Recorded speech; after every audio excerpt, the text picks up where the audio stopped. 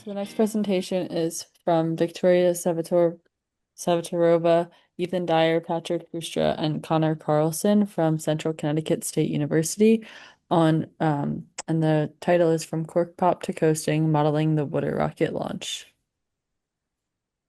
Thank you, Olivia, for the introduction, and we appreciate this opportunity because talk is co-authored my students, and it was a very good chance to bring students to the conference.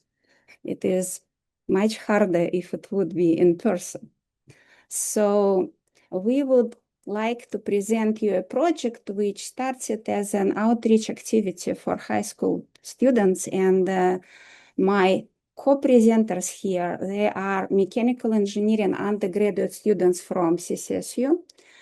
They worked with me on the outreach project, and we decided to turn it into some modeling activity involving differential equations. I will pass it over to students and they will introduce themselves and continue. Hello. So yeah, my name is Patrick. As Professor Savatorova said, I am a mechanical engineering student, and one fun fact is that I like kayaking. So to our system basically is a water like bottle rocket. It has a cork and it's attached to a pump. And when you put in water in the bottle and you actuate the pump, you can build up the pressure. And when there's enough, it can launch the bottle into the air. And uh, two things we can change or input into the system is we can change the amount of water that's in the bottle, and we can also change its launch angle. One other important note here on the slide is that basically to sort of make sure the experiment is more repeatable, we made sure to dry off the cork because if it was wet, it would basically fall out more easily and it wouldn't launch the bottle as much. And we're in this experiment, we're measuring basically the kinematics of the bottle, so the time it takes to go up and back down to the ground. Yeah, so basically, we would go out into a field, and one of us would be recording the pressure that it would take to actuate the bottle, and someone else would be recording the total flight of the bottle. And we also used a red dye to keep track of the water. So yeah, we can move on to the next slide. And basically, there are four stages of flight. Um, it's important to note that each stage has its own governing physics, and basically, we use the final conditions of each stage as the initial conditions for the next stage. So, for example, like after we do out the math for the cork release, we can find out what the initial conditions are for the water thrust, and so on and so forth. And that's pretty important. And that's kind of how we were able to mathematically model the whole flight. So we can move on. So for the first sort of step here is modeling the cork release. And basically, like we're going to model the cork itself, not the bottle. And there are two forces acting on it. One force is comes from the pressure being in the bottle, pushing down on the cork on like a certain area, and the other force comes from the friction between the bottle and the cork. And basically, one other thing to kind of note here is that as the friction from the bottle uh, and the pressure in the bottle like squish on the cork vertically, it expands or tries to expand radially, and because uh, the plastic bottle is almost rigid, it puts the cork into like this radial like compression, further like increasing the friction. So we can use Poisson's ratio to understand the mechanics of materials, and we know that the initial conditions for this stage for the cork itself is y equals 0 and its initial velocity is 0. So yeah, we can move on to the next slide. And basically, when we solve this differential equation, uh, we can solve for like the time it takes for the cork to come out of the bottle. And we know that like for the y level, we basically stop using this equation when it reaches that length L. And basically that length L is associated with how far the cork is actually seated into the bottle. Just because after the cork gets out or travels that length L, it stops really interacting with the bottle. And yeah, and so solving for that time it takes for the cork to get out, we can move on to the next slide. Basically, we can use the conservation of momentum principle to get the initial conditions of the velocity of the bottle. In this case, we get 0.4 meters per second. And the last thing to note is that because we pumped in air, we can do a bit of math to figure out how much mass of air is in the bottle. And yeah, and so we can move on to the next stage, which is the water thrust, which will be done by Connor. Thank you, Patrick. So before we can start actually doing calculations for water thrust, we have to make our assumptions. The two key assumptions I want to point out here is that we are assuming that water is incompressible, and we are also assuming that the air expansion is going to be adiabatic in its process. So moving on, we have our two main governing equations, where we have our first one is basically made up of thrust, the gravitational coefficient, and then not coefficient, gravity acting on the bottle, and then the drag. But these two equations aren't really enough to solve for all of our unknowns. We don't know the velocity of the bottle, we don't know the mass of the water inside, and we don't know the velocity of the water exiting. So in order to solve those, moving on, we use, can you please go to the next slide? Hello? I can keep talking. We use Bernoulli's principles. We also use our law of conservation of mass, and then we have our adiabatic equation. And putting all those together with our original governing equations, moving on, we're able to get our differential equation. Now, at this point, we can solve it numerically, and we basically get a equation for velocity of the water. And based off of all of this, we are using our initial inputs that Patryk gave us from the cork release moment, and that allows us to calculate for the velocity of the bottle, allows us to calculate for the temperature inside, the mass of the water, well, not the mass of water, mass of the air remaining inside. And something I love to point out, if you see these images here, the process is so fast once the water is leaving that, as again, it's adiabatic. You can see water vapor forming on the inside of the bottle due to that sudden pressure change. It is so quick, it's just a few milliseconds, and it's enough for water vapor to form on the inside due to a lack of temperature. And basically, this allows us to have our starting pressures, temperatures, and masses for even to lead us into the air thrust stage. All right. Thank you, Connor. So, now that we have our initial con or our final conditions from our water stage, let's get into some of the assumptions for our air thrust.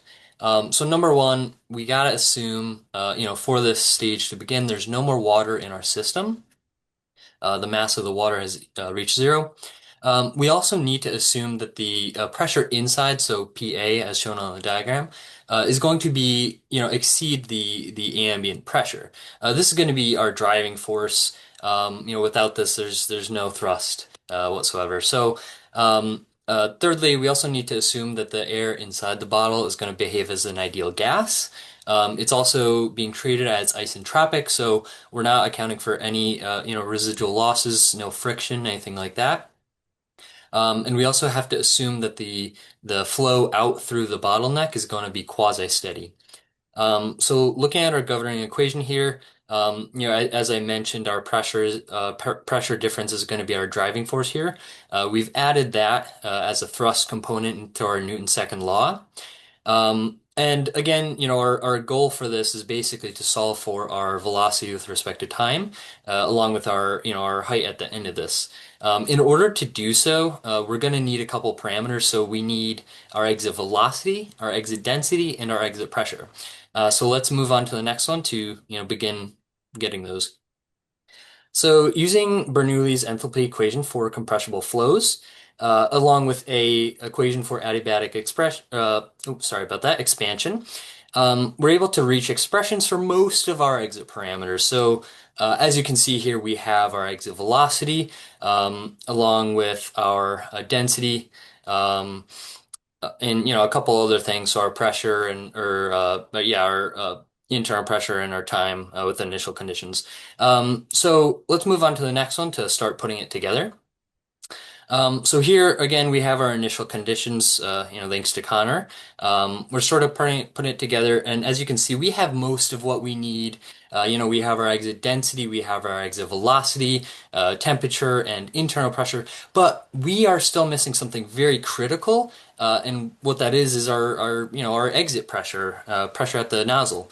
And in order to find this, we're going to move on to our next slide. So we have a couple options here. Option one is going to be the simplest, and we're going to assume that the exit pressure is going to be roughly very close to our atmospheric pressure. This allows us to actually completely remove that from our Newton's second law, and now we have everything that we need to numerically solve this equation. So in doing so, basically this stage is going to end when our internal pressure is going to reach that of atmospheric. So basically, there's no excess pressure left. There's no driving force left. With those ending conditions, we are left with our final velocity and our final height, which then we can bring it into the next stage. But let's look at option two, a more advanced option. So we can treat the bottleneck as a nozzle. However, there's a couple fluid mechanic properties that we're going to need to consider. Most importantly, for isentropic compressible flow, which is what this is, though the flow is going to be limited by Mach number. So basically, the localized Mach number. When the localized Mach number is 1, the velocity at the exit cannot increase anymore. In this case, it is considered choked. Unchoked is pretty much if it's never given the chance to fully reach a Mach number of 1. As you can see here, we have a couple conditional statements that will allow us to numerically solve it. But what we need to know first is the system choked or not? So let's move on to the next slide to get into that. All right, so we're able to use what's called a critical pressure ratio. We basically compare our internal pressure with the atmospheric pressure, and if it's larger than this value here, we can determine that it is in fact choked. And so we did determine, at least initially, that it is going to be considered choked. However, if that changes at all, we do have these conditional statements that we can just use for our mathematical model. So if it changes between choked and not, it'll completely account for that. So now that we have the conditional statements, we're able to solve the system numerically.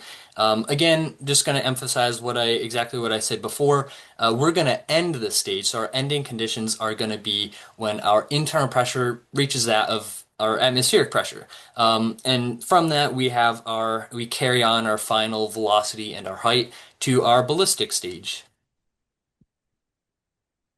Okay, this is my part, the easiest one, modeling ballistic flight, when there is no water in the rocket, no excessive compressed air. So we simply model vertical motion with a quadratic drag and gravitational force acting, and it pretty much repeat the project we did last year. And one of the students presenting here, Ethan, was a collaborator on this project as well.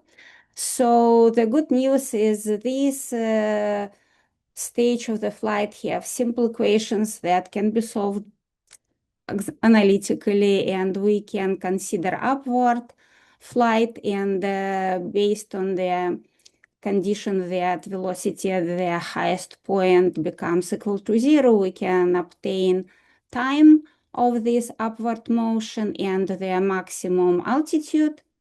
We can switch to considering downward ballistic flight, and from the condition that coordinate at the ground will become equal to 0, we can find out what would be time of the downward flight. And this all was done using the results of the air thrust stage described by Ethan as initial conditions for upward motion. So I will probably repeat what was said in the beginning by Patryk. We have 4 stages of flight, and each of them has its own physics. And it was interesting how the ending of the previous stage becomes initial conditions from the next one. And interesting physics was involved. This Cork release mechanical problem was an interesting, I haven't seen it done for water rockets before. And for water thrust, we had a chance to talk about the incompressible flow, and this fogged bottle was impressive. For air thrust, compressible flow, again, the interesting effect was to achieve possibility of getting choked flow, choked regime for this toy rocket. It was interesting thing to observe. So putting everything together, we were able to set up a model, and the model was solved numerically using MATLAB, so we could compute how velocity of the rocket changes with the time, altitude changes with the time, mass of the water inside the bottle, and mass of compressed air inside the bottom, how it would change with the time. We tried to do model validation, comparing the total time of the flight computed with total time of the flight estimated from experiments for 3 different volumes of water in the bottle. We also looked at time T1. It was the time of during which all the water would be getting out. And Patryk mentioned the red dye we used to film the process and notice this moment of the time. We could do some numerical experiments estimating sensitivity to different parameters of the process, and we considered just a few. For example, we concluded that the maximum altitude possible would be achieved with the ratio of water volume to bottle volume, which was about 1/4. We looked at the sensitivity to structural mass. Actually, in our experiment, we had fixed structural mass, and we do not have opportunity to decrease it. However, numerical experiment shows that given all other parameters fixed, the maximum height would be pre-mass less than the mass of our real rocket. It was interesting to look at the dependence of air pressure in the bottom during the water thrust and air thrust stages. Again, in our experiment, and Patryk explained it to us, we couldn't change the gauge pressure much. But if we would be able to do it, we could see how maximum altitude would depend on this pressure. And of course, we cannot increase it infinitely because otherwise the bottle would crack. And some parameters we needed to estimate from experiment. And this parameter was sensitivity, was drag coefficient. So we measured the maximum altitude, and based on these measurements, we choose parameter for our drag coefficient. And of course, if we would increase it then maximum altitude would drop down. So I kind of attempted to summarize our results already, and I probably will not repeat it again, but it was fun just doing these experiments, and there is a lot of beautiful physics involved, and experiments are easy. Hopefully, it can be adapted to differential equation class or mathematical modeling class. We are waiting for weather to become warmer to collect more data, because data collection is using data we collected for model validation is important. So we hope to start using altimeter, because before it we used our cell phone cameras and drone with provided by Connor to film the flight, and we got our height measurements from filming. Now we hope to use altimeter and maybe also parachute to collect more data and hopefully more reliable data. So I would like to acknowledge MAA Tensor Summer Grant and NASA Connecticut Consortium Space Program Grant for helping us to perform this project. And my special thank you to my co-presenters and collaborators, Patryk, Ethan, and Connor. It is pleasure working with you guys. So thank you so much, and we are ready for questions.